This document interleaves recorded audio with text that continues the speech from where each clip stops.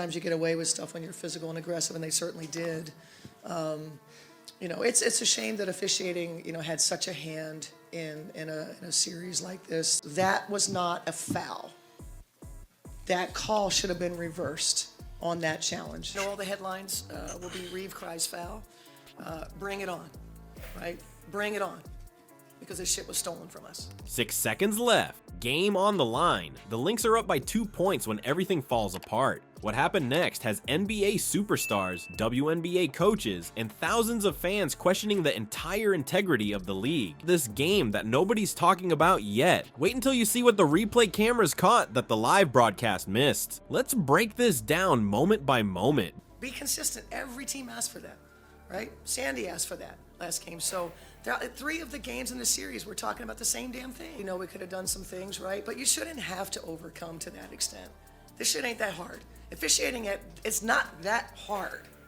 When someone is being held, be consistent. If you don't want to hold it one end, then don't call it the other. Because what happened in those final 6 seconds changed everything. The Lynx are up by 2, and everyone in the arena knows the ball is going to Breanna Stewart. She's been unstoppable all night, but what happens next has everyone talking. Stewart catches the ball just beyond the 3-point line, and this is where you need to watch closely. In slow motion, it's clear as day. 1 step, 2 steps, 3 steps, 4 steps, no dribble, not a single bounce of the ball. In the NBA or WNBA, that's a travel every single time. The refs somehow miss it, and Stewart keeps moving toward the basket. And then a marginal, at best, sends their best player to the free throw line. You have a star player like Fee. I don't get it. I don't get how she can be held and go to the basket and get hit. That's tough. It's tough to swallow. Just like our 2016 championship. But here's where it gets wild. As Stewart goes up for the shot, the defender is standing straight up, hands in the air. The replay shows it from 3 different angles. There's absolutely no contact, 0, nothing. The defender doesn't even graze Stewart's jersey. Everyone in the arena is holding their breath, waiting to see if the shot goes in. Then the whistle blows. The entire Lynx bench jumps up in disbelief. Their coach is already storming toward the officials, pointing at the Jumbotron, but they're not even calling the obvious travel. Instead, they're calling a phantom foul on the defender who never touched her. This is for a championship, right? For both teams, let them decide it. What contact is legal should be the same for both teams. This isn't that hard. That was lost. Officiating, missing a shot clock violation.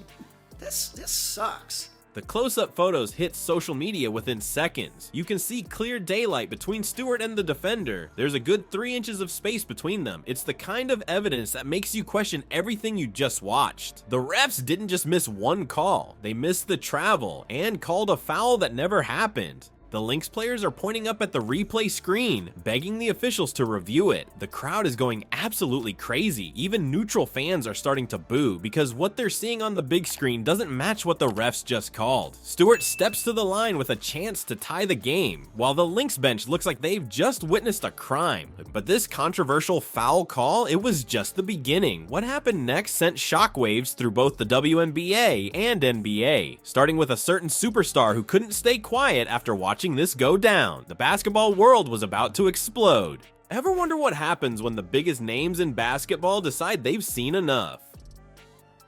Within minutes of that controversial call, NBA superstars weren't just watching anymore, they were ready to risk it all to speak up. The floodgates were about to burst open. LeBron's watching this all unfold in real time, and you can almost feel the energy building as he grabs his phone. His fingers start moving across the screen, and what he's about to post will shake the WNBA to its core. The moment his tweet drops, it's like someone lit a match in a room full of gasoline. But LeBron's tweet was just the spark. Almost immediately, Damian Lillard jumps into the conversation with a bombshell of his own. Dame doesn't hold back, straight up calling out the refs by saying they called this game like they knew the assignment in the second half. If you know anything about Dame, you know he doesn't speak up unless something's seriously wrong. Then Isaiah Thomas drops the tweet that changes everything. He puts it right out there. No filter. They low-key cheated for New York, but I get it, LOL. That was not a foul.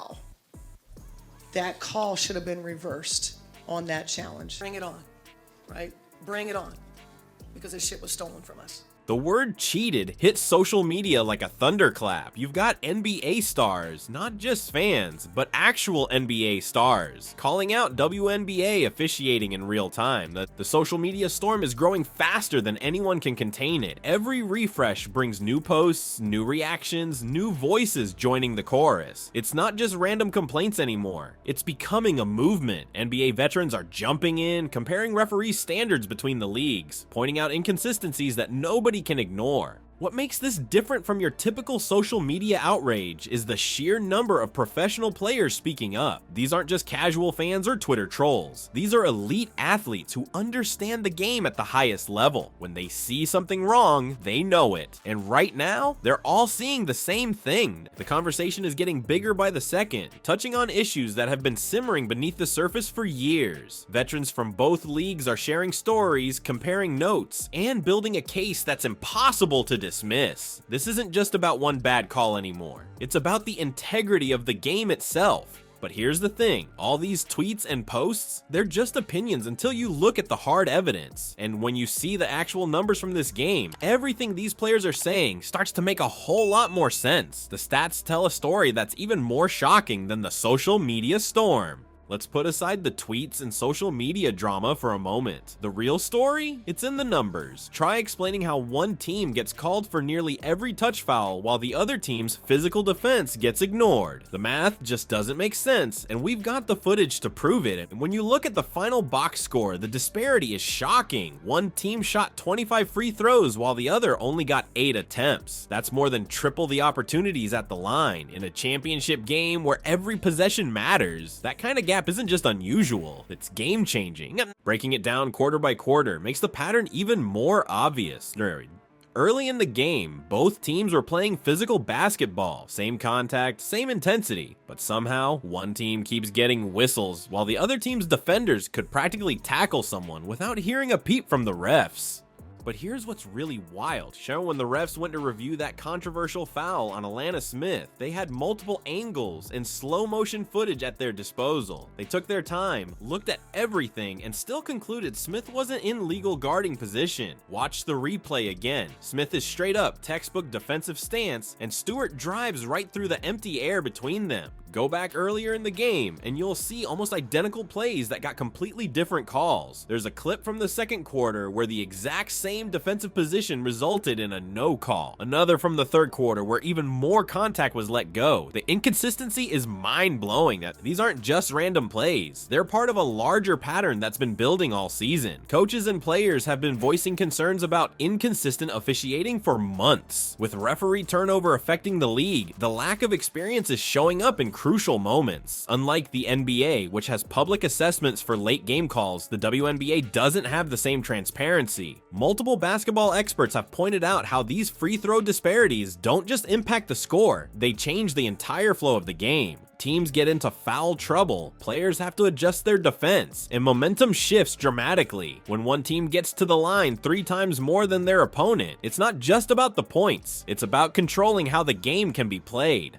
The numbers paint such a clear picture that even the most level-headed people in the league can't stay quiet anymore. And speaking of not staying quiet, what happened next at the post-game press conference shocked everyone. Nobody expected what Coach Reeve was about to say. The tension in the press room was already thick enough to cut with a knife. Nobody had ever seen Coach Reeve like this before, and she was about to risk everything with just a few sentences that would change the conversation around WNBA officiating forever. Standing at the podium, Coach Reeve's hands were visibly shaking. Gone was her usual composed demeanor, replaced by raw, unfiltered emotion. The frustration that had been building throughout the game was about to pour out, and everyone in that room could feel it. This wasn't gonna be your typical post-game press conference. Then she said it.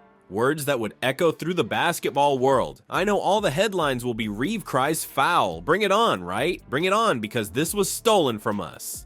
The room fell silent. In all her years of coaching, Reeve had never made an accusation this bold, this direct, but she wasn't done. She turned her attention to the entire review system, challenging it head-on. "We have got to change our challenge rules." Her voice grew stronger with each word, despite knowing that criticism of officials typically results in hefty fines. But in this moment, she clearly didn't care about the consequences. This was bigger than one game, bigger than one fine. The real bombshell came when she addressed the inconsistency that had plagued the entire game. If you don't want to call it one way, then don't call it the other. Be consistent. Every team asks for that, right? The players standing behind her nodded in agreement, a silent but powerful show of unity. They'd lived through these inconsistencies all season. And finally, someone was saying what needed to be said. As Reeve spoke, phones lit up throughout the press room. Her words were spreading across social media in real time, adding fuel to the firestorm that had already been raging online. This wasn't just another coach complaining about calls. This was one of the most respected voices in women's basketball, putting her reputation on the line to demand change.